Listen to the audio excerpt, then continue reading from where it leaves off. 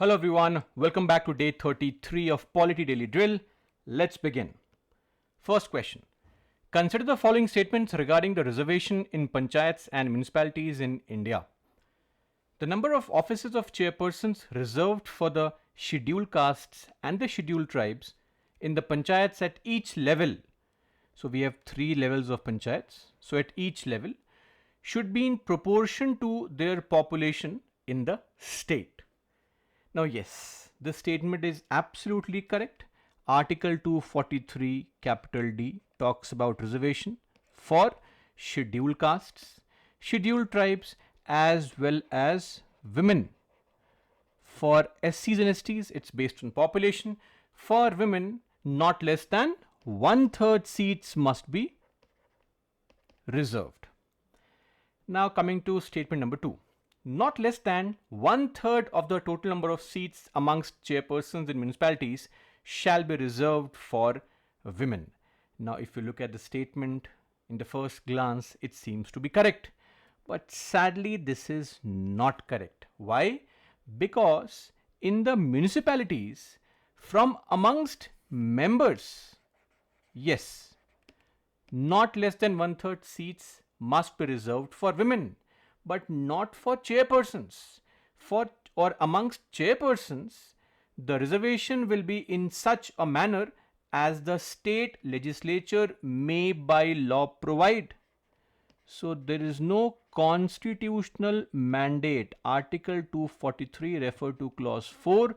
There is no constitutional mandate to have fixed seats for women or SCs or STs amongst chairpersons in municipalities.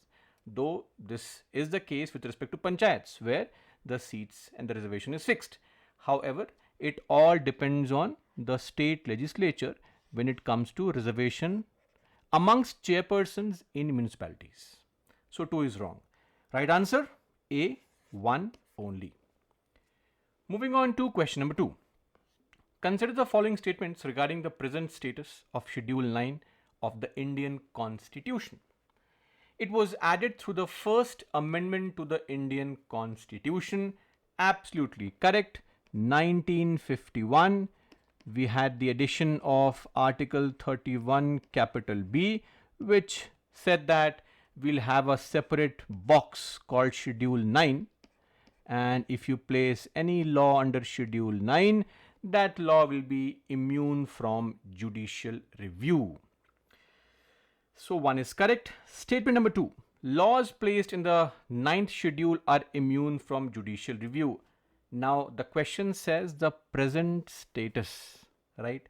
So I hope you're aware that post the I.R. Coelho case of 2007, Supreme Court has said that any and every law placed in the 9th schedule after the Keshwanand Bharati judgment date, that is 24th of April 1973, all those laws are open to judicial scrutiny, judicial review on the basis of violation of basic structure doctrine.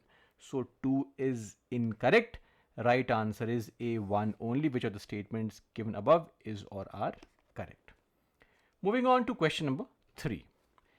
Consider the following statements. The national emergency affects the financial relations in a way that it allows the union government to demand fiscal propriety of state government.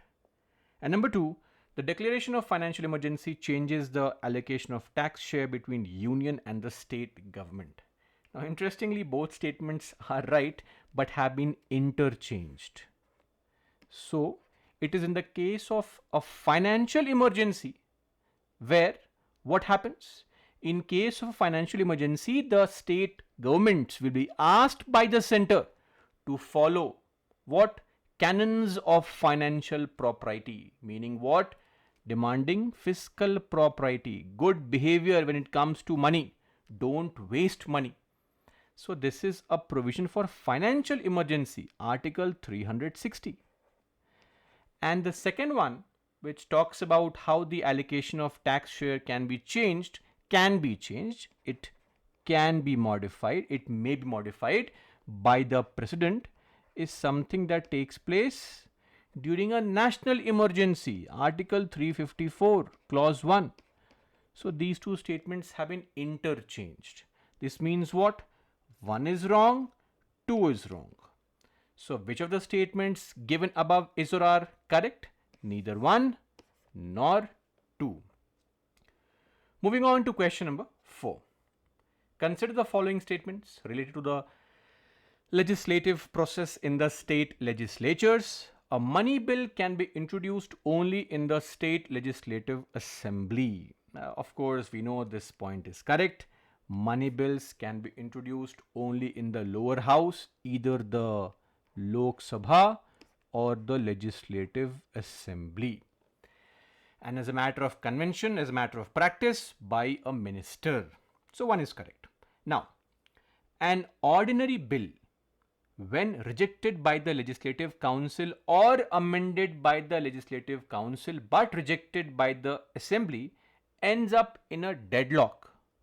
Now, this is where the problem comes. And what is the problem? The problem is that in case of bills which are placed at the state level, there is no concept of a deadlock or no concept of a what? Joint sitting, right? Because bills will always be passed in the form and manner in which the assembly wants to get the bill passed. This means what? This means that 2 is incorrect. And number 3, in case of a deadlock in the state legislature, the governor can call for a joint sitting. Of course, this is also incorrect. Why? Because since there is no deadlock, there is no joint sitting. So, which of the statements given above is or are not correct? So, 2 and 3 are not correct. B is the right answer. In fact, if you look at the question, once you have found that statement 1 is actually correct, this can never be the part of the answer. You can simply eliminate A, C, and D and still get the answer. Anyway, right answer is B, 2 and 3 only. And the last question for today, which of the following are not mentioned in the Constitution either directly or indirectly? First one is cabinet. So, of course, originally the word cabinet was not mentioned, but later on it was added, and it was added under Article 352. Council of Ministers, you find it mentioned at various places like Article 74, Article 75, Article 163, 164. Same goes for collective responsibility. It's a part of Article 75, Clause 3, part of Article 164, Clause 2. Trust vote is not mentioned in the Constitution. Parliamentary secretaries not mentioned in the Constitution. And Minister of State not mentioned in the Constitution. So 1, 2, 3 are mentioned in the Constitution. 4, 5, 6 not mentioned. Which of the following are not mentioned? D. This means what? D is the right answer. That brings us to an end of our discussion for today. Let's meet tomorrow. Till then, that's all for me. Jai Hind.